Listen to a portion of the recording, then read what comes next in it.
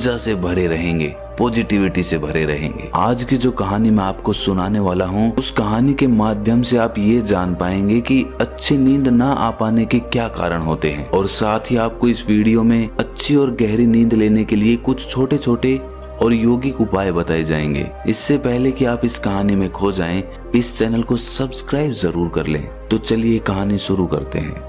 एक बार की बात है, एक बहुत बड़ा व्यापारी एक बौद्ध भिक्षु के पास आकर कहता है कि गुरुवर, मैंने अपने जीवन में बहुत धन कमाया, सारी भौतिक सुख संपत्ति मेरे पास है, लेकिन फिर भी मैं रात में चैन की नींद नहीं सो पाता हूँ।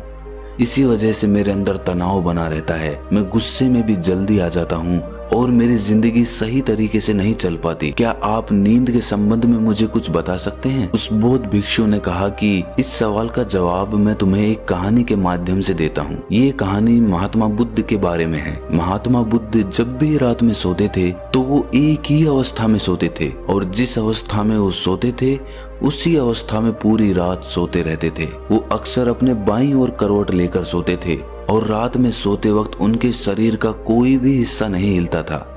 ऐसा प्रतीत होता था कि कोई मृत आदमी वहां पर पड़ा हुआ हो। और जब सुबह वो उठते थे तो बहुत ही सकारात्मक ऊर्जा से भरे हुए उठते थे। महात्मा बुद्ध का एक शिष्य था जिसका नाम आनंद था। आनंद रात में महात्मा बुद्ध के पास ही सोता था। वो रोज महात्मा बुद्ध को एक ही अवस्था में सोते हुए देखता। एक दिन उसके मन में एक जिज्ञासा उठी।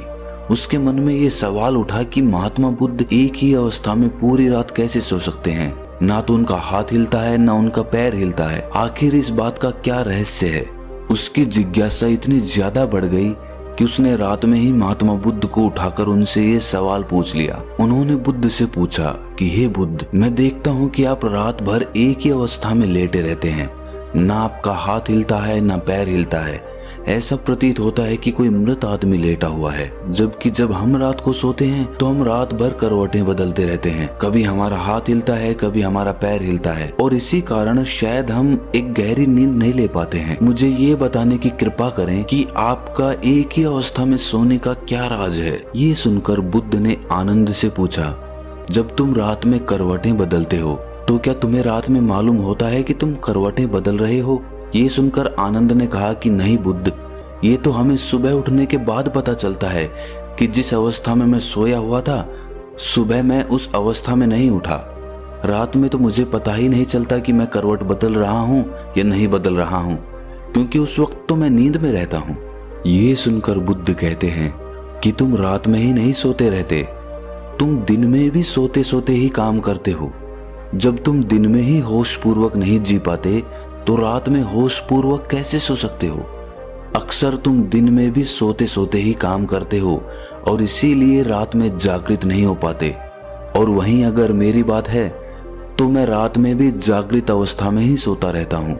मुझे अपने शरीर की हर एक अवस्था का पता होता है। वहीं दूसरी ओर मेरा शरीर सोता रहता है। असल में शरीर का हिलना डुलना सीधा सीधा मन से संबंधित होता है। अगर तुम्हारा मन शांत है, उसमें कोई विचार नहीं है, तो तुम एक ही अवस्था में लेटे रह सकते हो और तुम सोते हुए अपने शरीर को देख भी सकते हो। और वहीं दूसरी ओर तुम्हारा मन विचारों से भरा हुआ है तो तुम रात भर बेचैन रहोगे, करवटें बदलते रहोगे और तुम गहरी नींद नहीं ले पाओगे। इसीलिए अगर तुम्हें गहरी नींद लेनी है तो तुम्हें दिन में जागृत होना पड़ेगा, जिससे कि तुम रात में सोते हुए भी जागृत रह सको। ध्यान और योग में नींद को एक चमत्कारिक दुनिया कहा जाता है। अगर तुम नींद को समझ लेते हो तो यही नींद तुम्हारे लिए ध्यान बन जाएगी, और अगर नहीं समझ पाते तो यही नींद तुम्हें बेचैन कर देगी। इसके बाद वो बौद्ध भिक्षु उस व्यापारी को कहता है कि अगर तुम्हें गहरी नींद लेनी है तो तुम्हें अपने मन की गतिविधियों को समझना होगा। ये सुनकर वो व्यापारी हाथ जोड़कर बोला कि हे गुरुवर,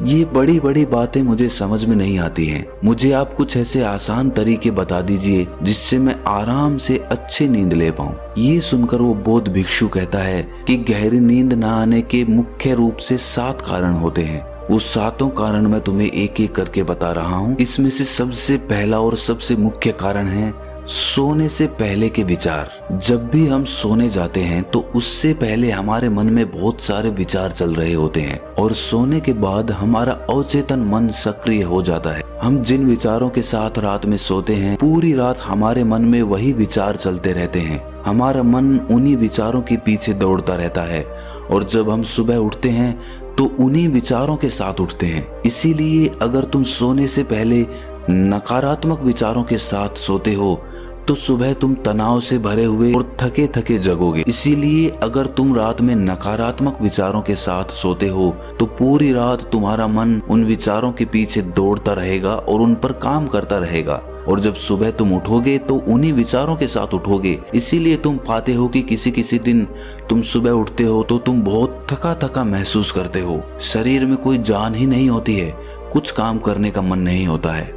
और वहीं अगर रात में तुम सकारात्मक विचारों के साथ सोते हो पूरी रात तुम्हारा मन उन्हीं सकारात्मक विचारों के पीछे काम करता है और इसीलिए कभी कभार जब तुम सुबह उठते हो तो तुम ऊर्जा से भरे होते हो, तुम्हारे अंदर एक स्फूर्ति होती है, तुम्हारे अंदर एक ताजगी होती है। और वहीं रात में अगर तुम विचार रहित होकर सोते हो तो पूरी रात तुम शून्यता में सोते रहोगे और तुम्हारी नींद ही तुम्हारे लिए ध्यान बन जाएगी। इसीलिए हमेशा याद रखो कि सोने से पहले थोड़ी देर के लिए ध्यान कर लो और अपने विचारों को शांत कर लो, जिससे कि तुम्हारी नींद तुम्हारा ध्यान बन जाए। अगर दोस्तों आधुनिक समय की हम बात करें तो आज के समय में बहुत सारे रिलैक्सिंग म्यूजिक इंटरनेट पर उपलब्ध होते हैं। हम सोने से पहले किसी भी रिलैक्सिंग म्यूजिक को लगाकर अच्छी और गहरी नींद ले सकते हैं। इस